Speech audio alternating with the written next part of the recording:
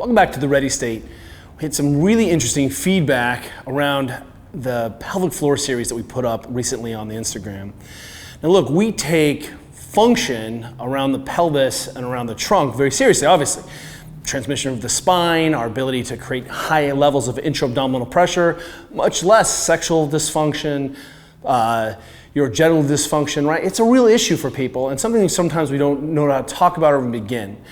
One of the things that we are always interested in is how do we take the same sets of tools that we're trying to use to improve performance to be the same sets of tools that we use to improve perfusion or blood flow or desensitization.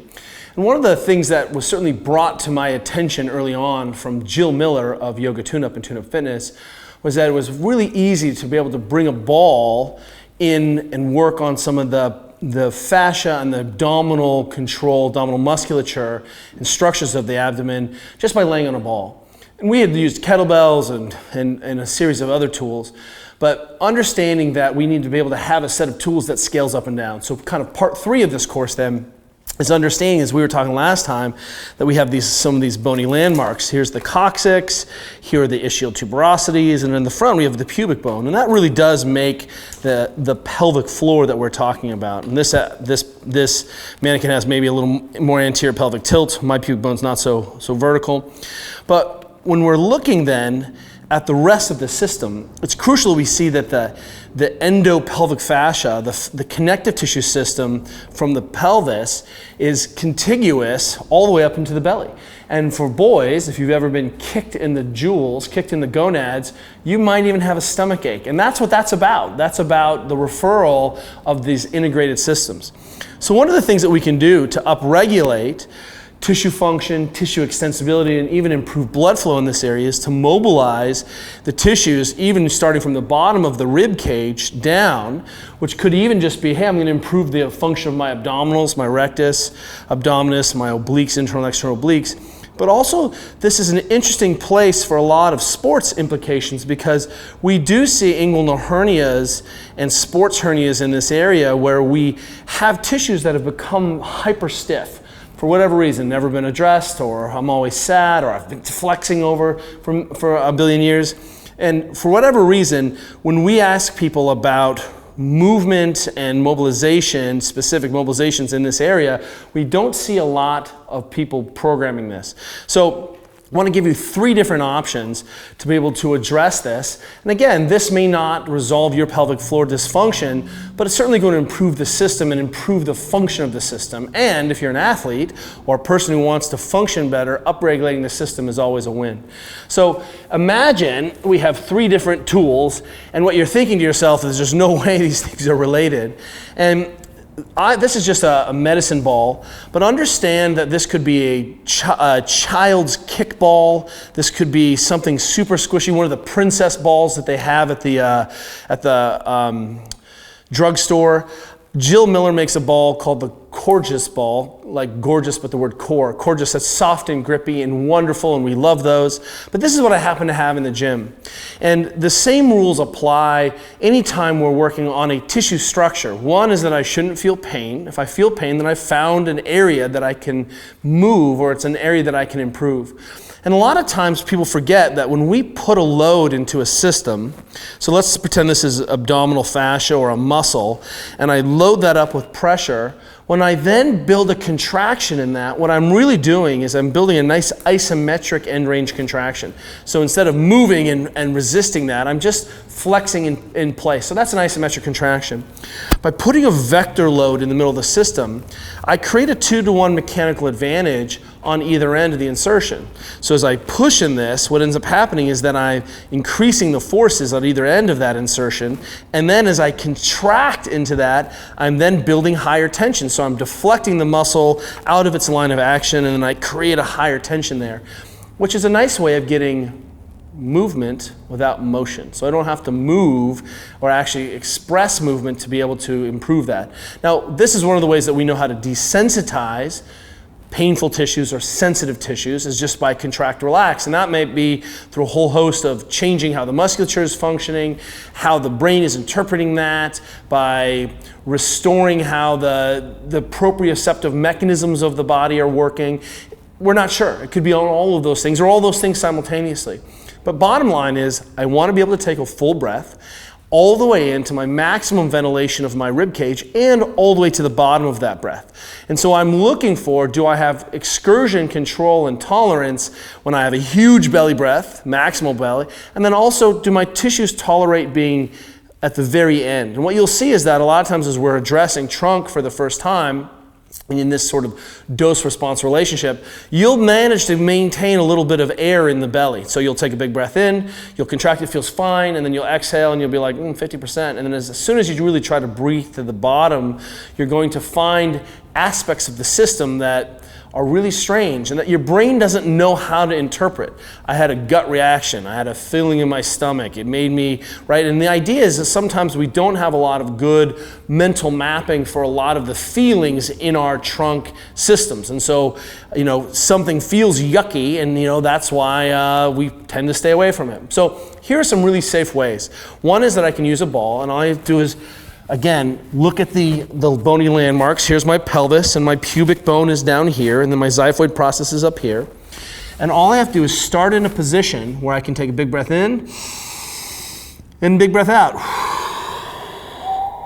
and get to the very bottom.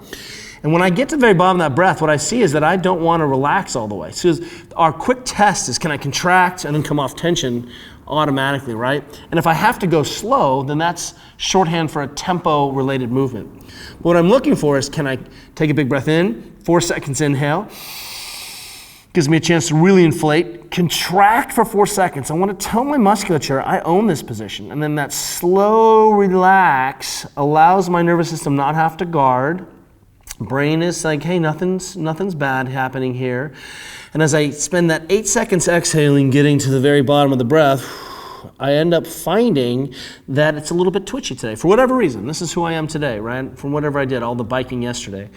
And what's nice now is that I can begin a conversation around the musculature and the connective tissue of my abdomen, and then I can trace that all the way down through the pelvic bowl. I can go all the way on top, right above that pubic symphysis, which is the insertion for your abdominals. It's not that crazy. If you're thinking about how your kneecap is connected to your quadriceps, this is no different than looking at how your rectus abdominis inserts into the bottom of your pelvis, right into that pubic symphysis, the front of the pelvis. So being able to contract and relax, and then I can wind up. And one of the things that we worked with Jill, and I was like, hey Jill, have you ever wound up? So I don't take as much range, I don't even have to go as deep. As soon as I add that twisting and then contract, relax, I can access some of those positions again in a really profound way.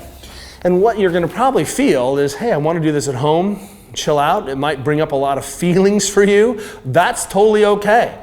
We're not going to say that that's bad or good. We're just going to say that, hey, as you access your diaphragm and pelvic region, it can certainly make you feel angry or make you feel sick or make you feel like you broke up with that girl and you were mean about it, whatever it is. So don't worry about those feelings. They can absolutely drive up. For our human performance side, we teach this gut smashing, for lack of a better word, or soft tissue mobilization of the trunk as really simple vagal nerve input. Just working on and doing some deep breathing and doing some simple rolling is a way of turning off the body at night and making sure that I can get this hard reset. But for some of us who are maybe working on a pelvic floor dysfunction issue, upregulation of any of this fascia, of any of this connective tissue system, suddenly is connecting the femur back into the pelvis.